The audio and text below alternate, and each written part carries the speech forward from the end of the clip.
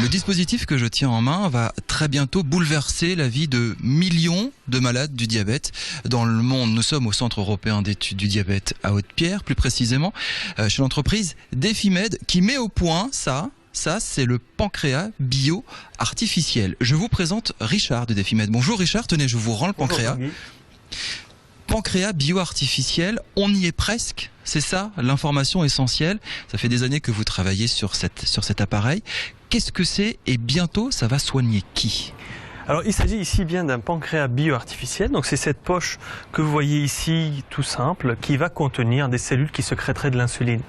Cette poche-là va être implantée chez des patients diabétiques de type 1 pour réguler d'une façon automatique leur diabète. C'est-à-dire, ils vont oublier les injections quotidiennes qu'on se fait dans le bras tout simplement. Voilà, exactement. Et il n'y a plus de mesures de glycémie au quotidien. Ils peuvent oublier leur diabète pendant plusieurs mois, le temps que ces cellules puissent fonctionner dans cette poche. Alors je vous le disais, on y est presque. Ça veut dire que là on est en phase préclinique, on attaque la phase préclinique et d'ici 2015 vous voudriez implanter ça dans le corps humain, c'est ça ? Alors on espère qu'en fin 2015, cette poche-là sera implantée chez des patients diabétiques de type 1 avec des îlots pancréatiques d'origine humaine.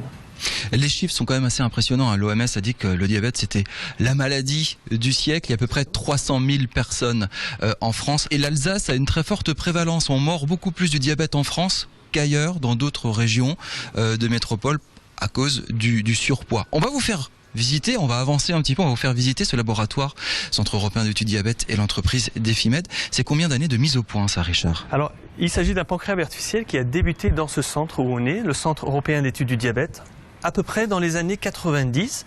Il a profité de plusieurs projets collaboratifs qui ont abouti à un prototype de pancréas artificiel dans les années 2007-2008. Donc on va rentrer, il s'agit ici de salles de culture de cellules, dont celles qui sécrètent de l'insuline. Alors, cette poche, en gros, ça fonctionne comme une sorte de membrane, c'est ça, qu'on fixe. Donc là, vous voyez cette salle de culture cellulaire avec les opérateurs derrière. On parle de cellules. Quel type de cellules ?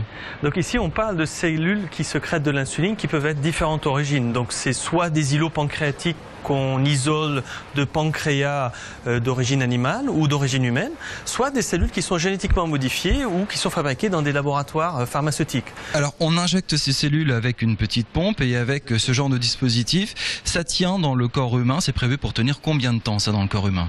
Alors en ce qui concerne la poche en soi, c'est prévu que ça tienne à peu près 4 à 6 ans dans le corps humain.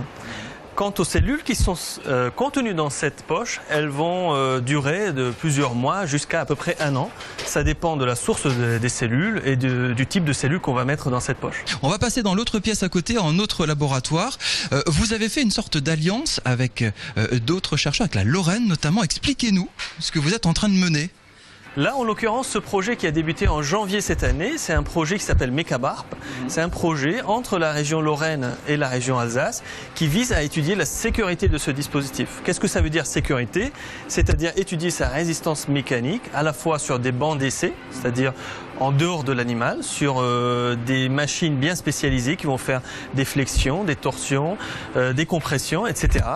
Et d'un autre côté, on va implanter ce dispositif chez des mini-porcs pour étudier sa vraie résistance mécanique chez l'animal.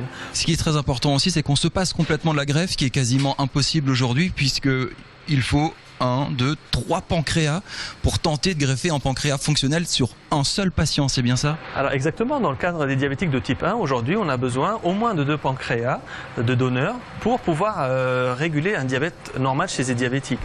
Avec les difficultés de don d'organes, demander 2 organes du coup c'est quasiment impossible. Alors c'est très simple, on compte à peu près 0,01% des diabétiques au monde qui profitent d'une transplantation, que ce soit transplantation d'îlot pancréatique ou d'une greffe de pancréas entier. Il y a quelques minutes je disais, ça pourra bénéficier à des millions de personnes en France et dans le monde, puisque le diabète touche de plus en plus de monde, c'est la maladie des temps modernes. Vous êtes d'accord avec ce constat ? Ça, c'est un véritable espoir d'améliorer leur quotidien ? Alors, on pense que c'est le futur du diabète, du traitement du diabète. Pourquoi ?